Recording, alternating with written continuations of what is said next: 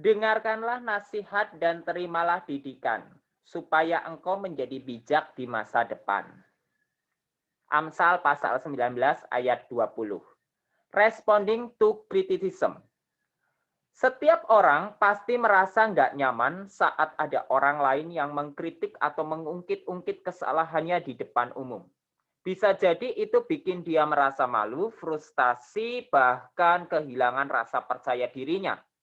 Satu hal lagi yang sering bikin seseorang frustasi adalah saat ia merasa udah melakukan yang terbaik, tapi orang lain masih nyari-nyari kekurangannya. Saat orang lain menyebutkan kekurangan-kekurangan diri kita, sebenarnya kita bisa melihat dari sisi positifnya. Sebab ada beberapa hal yang emang cuman orang luar yang bisa melihatnya pada diri kita. Sementara kita sendiri nggak bisa menemukannya. Ibarat cermin, sebuah kritik bisa membantu kita untuk ngeliat dengan jelas apa kekurangan kita. Penulis Amsal bilang kalau nasihat itu penting dan didikan itu berguna buat kita. Kita butuh nasihat dan kritik untuk bikin hidup kita lebih baik di masa depan. Kita diminta untuk mendengarkan nasihat dan menerima didikan karena hal-hal itu akan bikin diri kita semakin bijak. Meski kita merasa malu atau sakit hati saat ada orang yang mengkritik kita dengan keras sambil nunjukin kekurangan dan kesalahan kita, suatu saat kita akan mengerti betapa bergunanya kritik itu. Begitu pula dengan nasihat.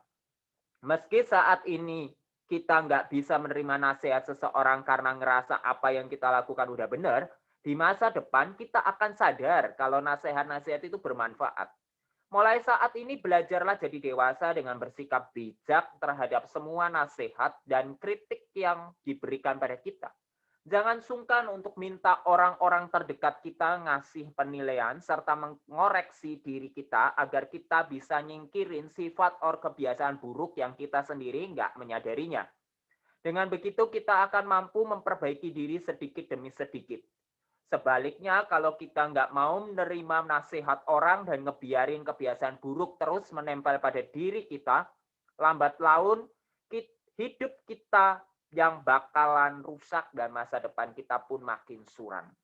Firman Tuhan hari ini juga ngajarin kita kalau menolak untuk dengerin nasihat dan kritikan adalah sikap yang bodoh. So penting banget bagi kita untuk mendengar nasihat dengan rendah hati demi kebaikan diri kita sendiri. Ketika kita terbuka terhadap sebuah kritik, kita punya peluang lebih besar untuk memperbaiki diri. Elizabeth Gilbert.